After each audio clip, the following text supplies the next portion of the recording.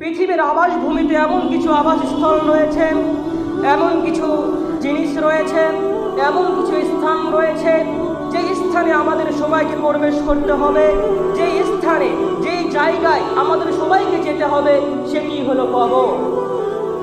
একজন ইহুদি যেমন কবরকে বিশ্বাস করে, একজন খ্রিস্টান যেমন কবরকে বিশ্বাস করে, একজন মুসলিমও ঠিক তেমনই ভাবে বিশ্বাস করে থাকে মানুষকে একদিন মৃত্যুবরণ করতেই হবে, মানুষকে একদিন কবরে যেতেই হবে। কিন্তু বর্তমান সময় এমন হয়ে পড়েছে, আমরা মৃত্যুর কথা স্মরণ করি না, মৃত্যুর পরবর্তী জীবন আমাদের জন্য কিরকম হবে এগুলো আমরা স্মরণ করি না। তাই আজকের এই খুতবায় সংক্ষিপ্তভাবে মৃত্যু এবং তার পরবর্তী জীবন নিয়ে সংক্ষিপ্তভাবে আলোচনা করার ইচ্ছা পোষণ করেছি। ওমা তৌফিক ইল্লা বিল্লাহ আলাইহি আতাওয়াক্কালু ওয়া আলাইহি ইয়াতাওয়াক্কালুল মুতাওয়াক্কিলুন।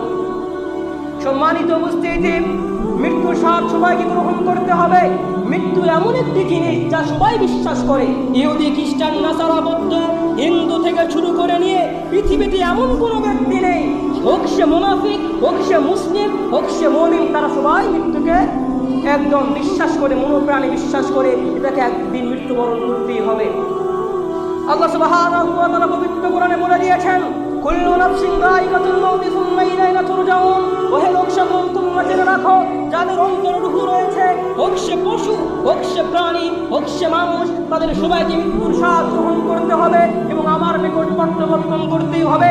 ওমর রাদিয়াল্লাহু তাআলা বলেছেন, ইযা আসবাহতা ফালা তামতাদিরুস সাবাহা। ওহে লোক সকল, তোমাদেরকে নসিহত করে আমি বলতে চাই, যখন তোমরা সকাল করবে তখন তোমরা সন্ধ্যার আশা করো না, আর যখন সন্ধ্যা করবে তখন তোমরা সকালের আশা করো না। এই উভয় সময়ের মাঝখানে তোমার মৃত্যু সংঘটিত হবে, হবে এটাই নিশ্চিত। কিন্তু আমরা মৃত্যুকে কয়জন স্মরণ করি? আল্লাহ সুবহানাহু ওয়া তাআলা পবিত্র কোরআনে বিভিন্ন জায়গায় মৃত্যুর কথা তিনি বলেছেন। আল্লাহ সুবহানাহু ওয়া তাআলা বলছেন, ফাইদা জা আজালুহুম লা ইস্তাখিরুনা সাআতান ওয়া লা হুম ইস্তাকদিমুন। ওহে লোক সকল, তোমরা জেনে রাখো, যখন তোমাদের মৃত্যুর সময় তোমাদের নিকট উপস্থিত হয়ে যাবে, তখন তোমাদের জন্য এক সেকেন্ডও বিলম্ব করা হবে না, এক সেকেন্ডও পূর্বে নিয়ে আসা হবে না, অর্থাৎ যথাসময়ে তোমাদের মৃত্যু তোমাদের নিকট পৌঁছাবে। সম্মানিত উপস্থিতি, এছাড়াও আল্লাহ সুবহানাহু ওয়া তাআলা বলেছেন, আফা হাসিবাতুম আন্নামা খালাকনাকুম আবাসা সুম্মা ইলাইনা লা তুরজাউন। ওহে লোক সকল, তোমরা কি মনে করেছো আমি আল্লাহ, আমি কি তোমাদেরকে অনর্থক সৃষ্টি করেছি? আমি আল্লাহ, আমি কি তোমাদেরকে অনর্থকভাবে খেলতামশার জন্য সৃষ্টি করেছি? তোমরা কি আমার নিকট ফিরে আসবে না? তোমরা কি মৃত্যুবরণ করবে না? এভাবে আল্লাহ সুবহানাহু ওয়া তাআলা বিভিন্ন জায়গায়, বিভিন্ন আয়াতে এবং রাসূলুল্লাহ সাল্লাল্লাহু আলাইহি ওয়াসাল্লাম বিভিন্ন হাদিসে তিনি মৃত্যুর কথাকে স্মরণ করে দিয়েছেন। সম্মানিত উপস্থিতি, অতঃপর আমরা এখন সংক্ষিপ্তভাবে জানব আমাদের পূর্বসূরি যারা ছিলেন, সালফে সালেহিনগণ, তারা মৃত্যুকে কিভাবে স্মরণ করতেন। একজন বিখ্যাত সাহাবী মালিক ইবনে দিনার রাদিয়াল্লাহু তাআলা আনহু, তিনি মৃত্যুকে কিভাবে স্মরণ করতেন তার একটি দৃষ্টান্ত আপনার সামনে উপস্থাপন করছি। মালিক ইবনে দিনার রাদিয়াল্লাহু তাআলা আনহু যখন কবরের পাশ দিয়ে অতিক্রম করতেন, তখন তিনি কবরকে দেখলে কান্নায় হাউমাউ করে কান্না করতেন। কান্না করতে করতে তিনি বেহুশ হয়ে যেতেন।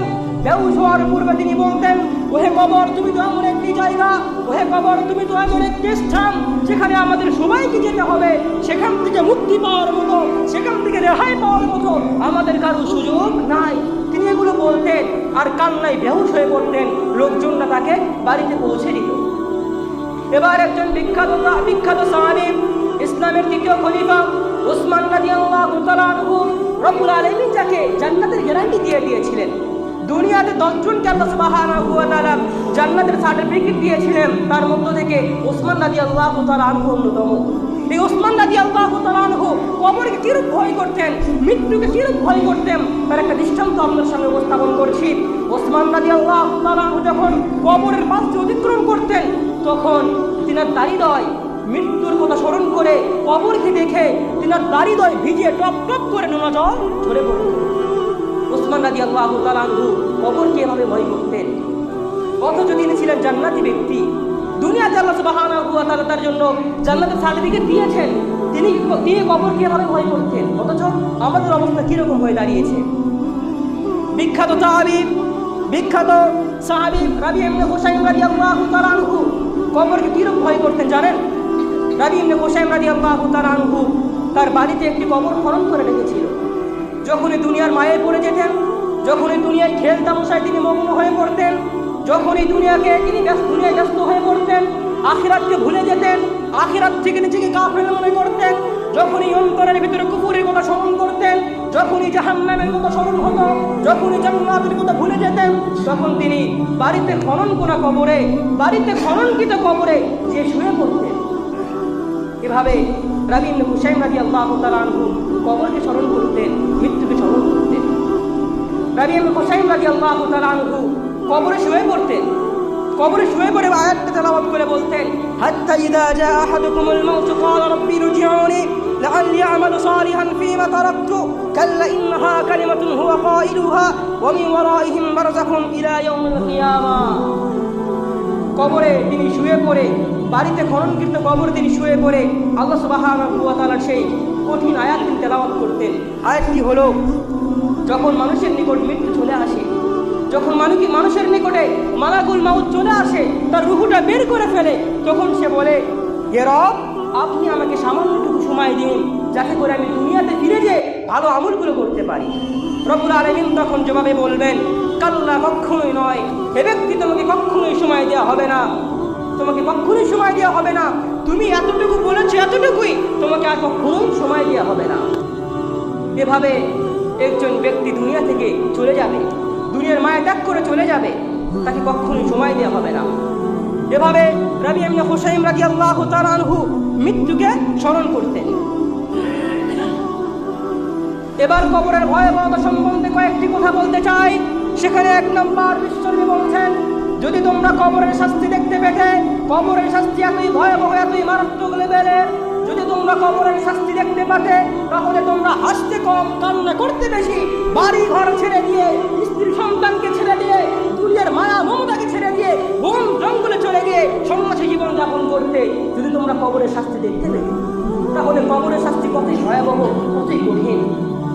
এছাড়াও রাসূলুল্লাহ সাল্লাল্লাহু আলাইহি ওয়াসাল্লাম হাদিসে বলেছেন, ওহে লোক সকল, তোমরা জেনে রাখো, কবরের শাস্তি এতই ভয়াবহ, কবরের শাস্তি এতই কঠিন, যদি তোমরা তা দেখতে পেতে, তাহলে তোমরা দুনিয়াতে মৃত্যু ব্যক্তিদেরকে কবরে আর রাখতে না।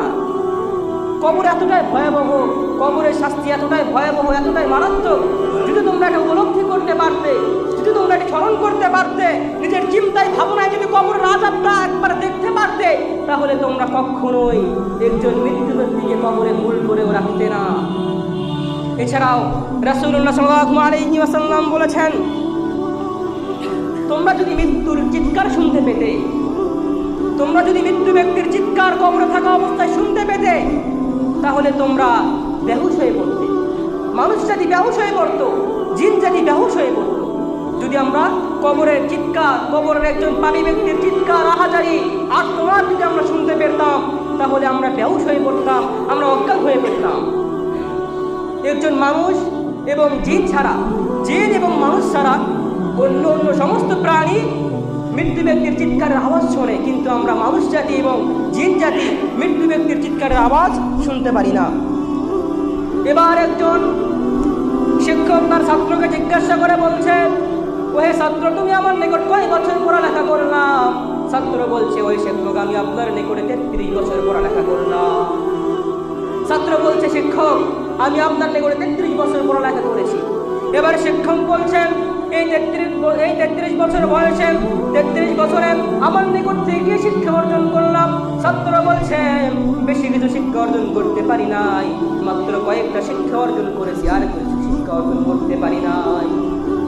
এবার শিক্ষককে হতাশ, শিক্ষক আশ্চর্য হয়ে গিয়েছেন, রাগান্বিত হয়ে শিক্ষক বলছেন, ওহে ছাত্র, তোমাকে আমি 33 বছর ধরে শিক্ষা দিলাম, আর তুমি বলছো মাত্র কয়েকটা বিষয় শিখেছ, আর কিছু আমার নিকট থেকে শিখো নাই। এবার শিক্ষক রাগান্বিত সুরে বলছেন, ওহে ছাত্র, বলো আমার নিকট থেকে কি শিখতে পারলাম?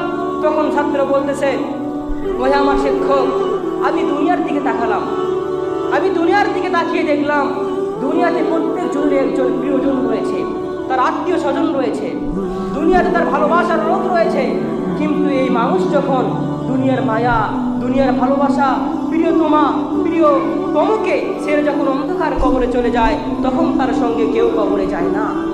আমি এটি উপলব্ধি করলাম। অর্থাৎ একজন ছাত্র তার শিক্ষকের নিকট থেকে কবরের ভয়, মৃত্যুর ভয় স্মরণে সর্বদাই জিহ্বাকে কিভাবে ভিজিয়ে রাখা যায়, এই চিন্তায় একজন ছাত্র বিভোর হয়ে পড়েছিলেন। প্রিয় উপস্থিতি, কিন্তু বর্তমান সময়ে আমরা মৃত্যুকে ভয় করি কয়জন? কবরের কথাকে স্মরণ করি কয়জন? বড় আফসোস করে হতাশা আমাদের জন্য।